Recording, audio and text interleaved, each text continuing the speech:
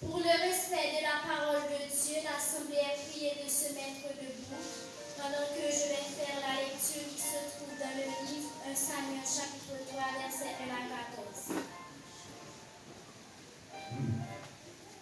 Le jeune Samuel était au service de l'Éternel devant Élie.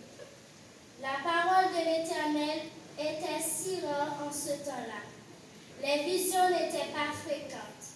En ce même temps, Élie, qui commençait à avoir les yeux troubles et ne pouvait plus voir, était couché à sa place.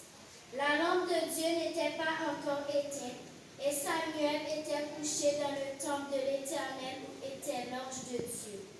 Alors, l'Éternel appela Samuel, il répondit, « Me voici. » Et il courut vers Élie.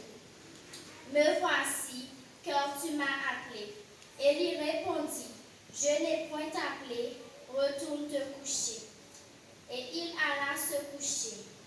L'Éternel appela de nouveau Samuel, et Samuel se leva, alla vers Élie et dit, « Me voici, car tu m'as appelé. » Élie répondit, « Je n'ai point appelé, mon fils, retourne te coucher. » Samuel ne connaissait pas encore l'Éternel, et la parole de l'Éternel ne lui avait pas encore été révélée.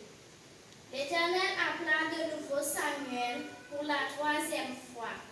Et Samuel se leva, alla vers Élie et dit, « Me voici, car tu m'as appelé. » Élie comprit que c'était l'Éternel qui appelait l'enfant, et il dit à Samuel, « Va, couche-toi, et si l'on t'appelle, tu diras, « Parle, Éternel, car ton serviteur t'écoute. » Et Samuel alla se coucher à sa place. L'Éternel vint et se présenta.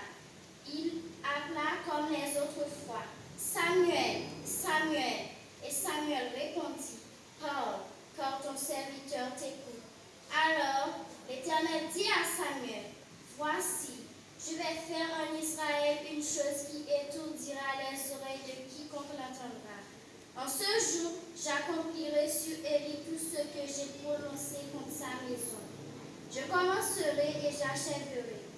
Je lui ai déclaré que je veux punir sa maison à perpétuité, à cause du crime dont il a connaissance et par lequel ses fils se sont rendus méprisables, sans qu'il les ait éprimés.